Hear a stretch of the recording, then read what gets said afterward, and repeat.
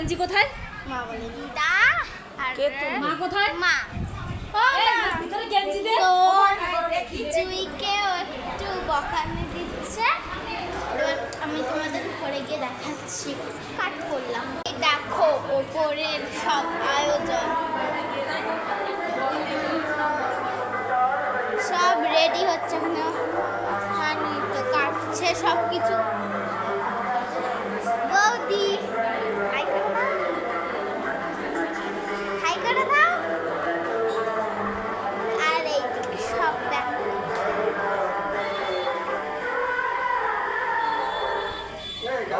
এদিকে অনেক রোদ